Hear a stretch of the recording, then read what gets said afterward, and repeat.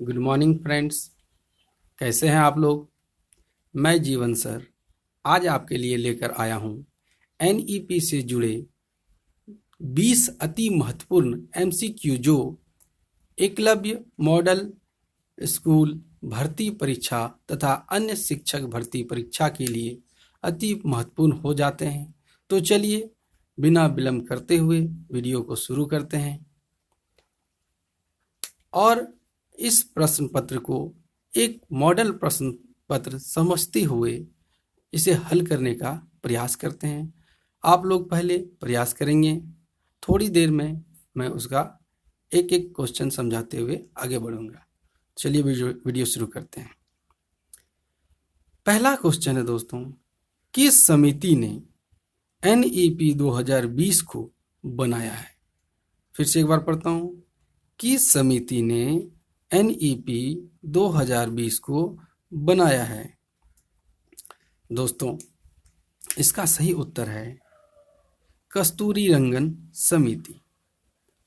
दूसरा सबसे महत्वपूर्ण क्वेश्चन, अब तक कितनी बार भारत में शिक्षा नीति बनाई जा चुकी है।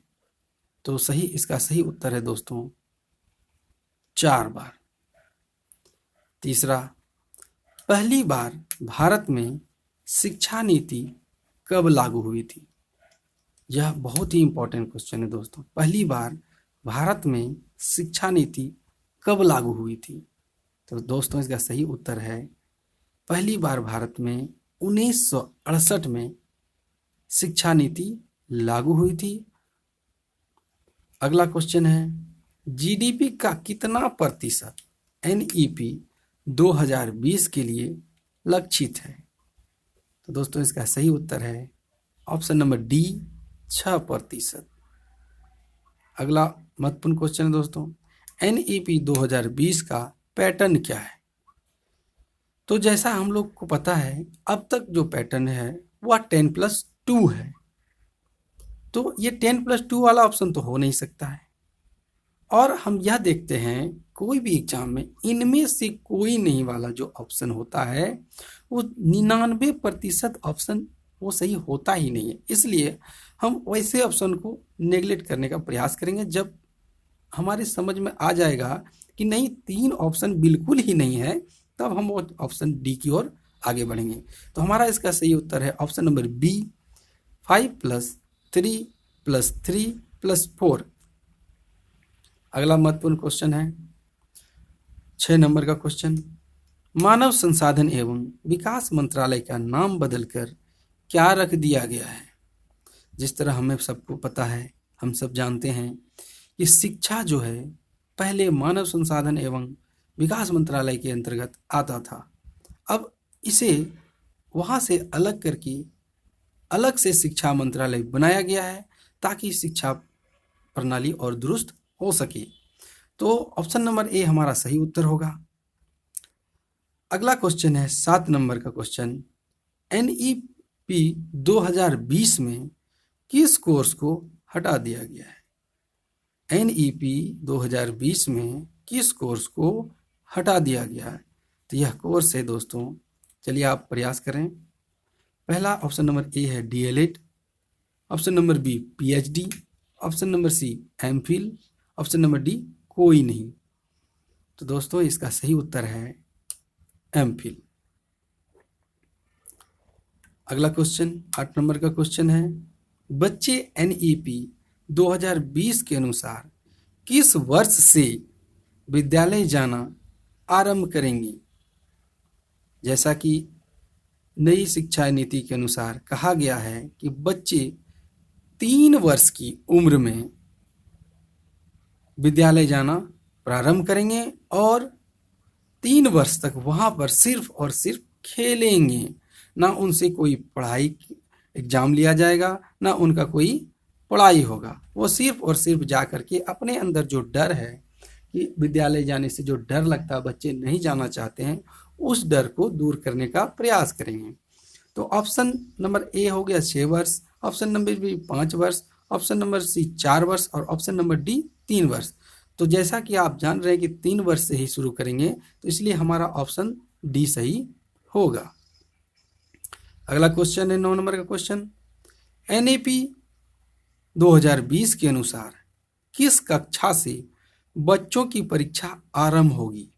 दोस्तों जैसा हम जानते हैं, जैसा मैंने पिछले वीडियो में भी बताया है कि बच्चे फाउंडेशन स्टेज में सिर्फ और सिर्फ खेलेंगे। वो पहला 3 साल खेलेंगे और अगला 2 साल 1 क्लास में जाएंगे और 2 क्लास में जाएंगे। इनसे कोई भी परीक्षा नहीं ली जाएगी, न फर्स्ट क्लास में लिया जाएगा, यानी न पहली कक्षा में ली जाएगी और ना ही दूसरी कक्षा में। तो इसके बाद ही हमारा प्रिपरेटरी स्टेज में एग्जाम आरंभ होगा, जो कि तीसरी स्टैंडर्ड से होता है। वो हमारा ऑप्शन नंबर सी सही हो गया। एनईपी 2020 में कक्षाओं को कितने स्टेजेस में बांटा गया है। जैसा कि हम सभी जानते हैं दोस्तों, एनईपी 2020 में कक्षाओं को पहला स्टेज है फाउंडेशन स्टेज, दूसरा स्टेज है प्रिपरेटरी स्टेज, तीसरा स्टेज है मिडिल स्टेज और चौथा स्टेज है सेकेंडरी स्टेज। इस तरह ऑप्शन नंबर सी 4 स्टेजेस ये सही होगा।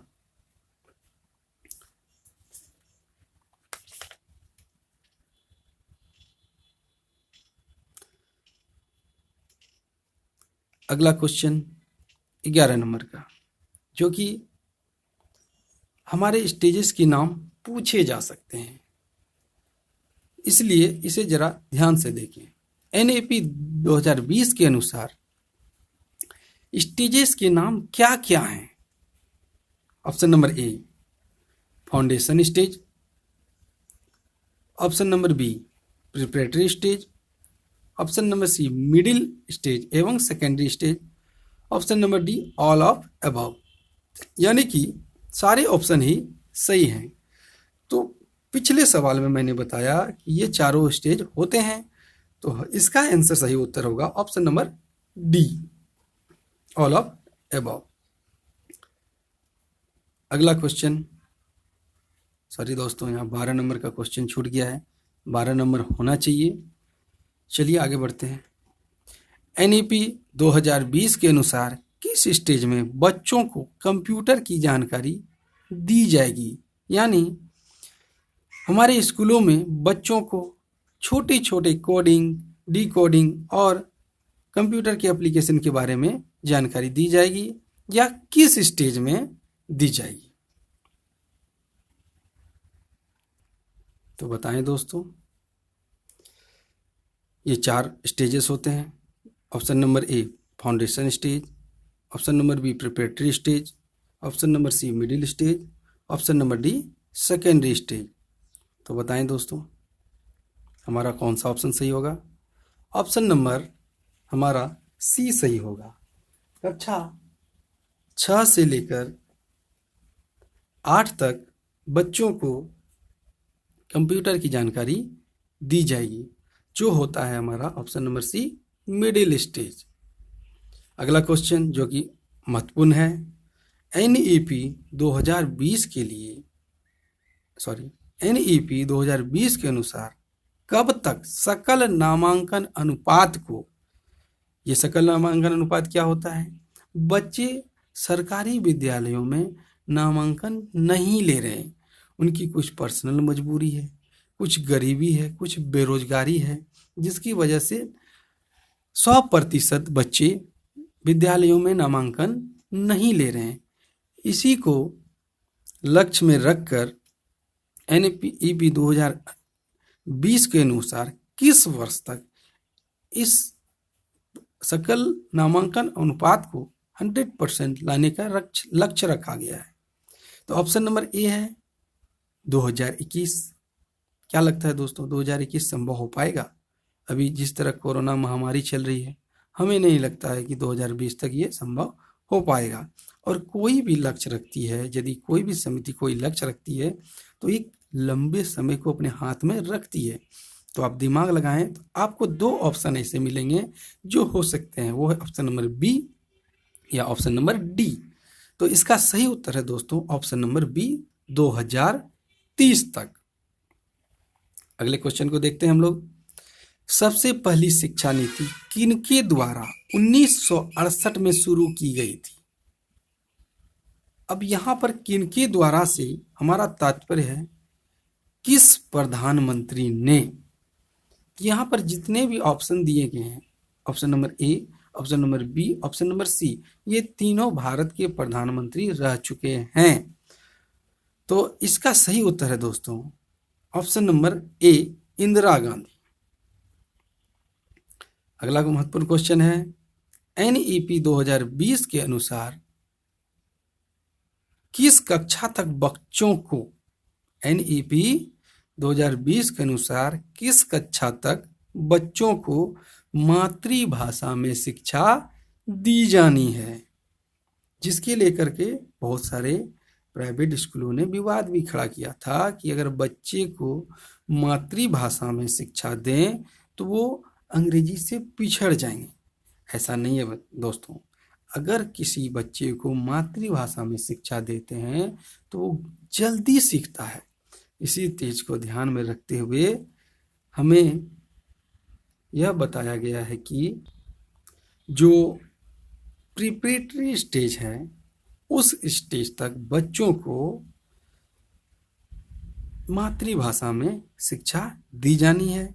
अगर बच्चा चाहता है कुछ लोकल भाषा में सीखे तो उसे लोकल भाषा में दे सकते हैं शिक्षा। तो ये हमारा कौन सा स्टेज हो गया? ये हो गया हमारा प्रिपरेटरी स्टेज जो 5वीं कक्षा तक चलता है। तो ऑप्शन नंबर डी हमारा सही हुआ, 5वीं। अगला महत्वपूर्ण क्वेश्चन है, एनईपी 2020 के अनुसार हर स्कूल में छात्र शिक्षक अनुपात क्या होगा? यह बहुत ही जरूरी टॉपिक है, क्योंकि अगर ज़्यादा बच्चे पर शिक्षक कम होंगे तो वह अच्छे से बच्चों का ध्यान नहीं रख पाएंगे। इसलिए बच्चों के अनुपात में शिक्षक का भी होना उचित है। तो यह पहले था बच्चों, यह पहले था 35:1, कभी कभी 40:1 भी होता था। जब बच्चे पिछड़े होते थे 35:1 होता था। लेकिन इसको दूर करते हुए यदि हमको शिक्षा व्यवस्था को सुधार करना है तो 30 बच्चों में एक शिक्षक का होना अनिवार्य है। यह बताती है एनईपी 2020। तो हमारा ऑप्शन नंबर ए सही हो गया। अगला महत्वपूर्ण क्वेश्चन है, एनईपी 2020 के अनुसार किस कक्षा से बच्चों को व्यावसायिक शिक्षा एवं इंटर्नशिप की व्यवस्था दी जाएगी? एनईपी 2020 के अनुसार किस कक्षा से बच्चों को व्यावसायिक शिक्षा एवं इंटर्नशिप, यह व्यावसायिक शिक्षा क्या है? यदि कोई बच्चा शिक्षक से यह चाहे कि सर आप हमें बताएं कारपेंटर कैसे काम करता है, तो शिक्षक का दायित्व है वह एक प्रोग्राम बनाए और उस कक्षा के बच्चों को ले जाकर के दिखाए, और बच्चे देखने से ज़्यादा जल्दी सीखते हैं। इसी को कहते हैं व्यावसायिक शिक्षा यानी वोकेशनल कोर्स। और यह दिया जाएगा किस कक्षा से? तो ये ऑप्शन है हमारे कक्षा 6, कक्षा 8, कक्षा 9 और कक्षा 10। तो दोस्तों इसका सही उत्तर है कक्षा 6 से, जो कि कौन सा स्टेज आता है? यह आता है मिडिल स्टेज।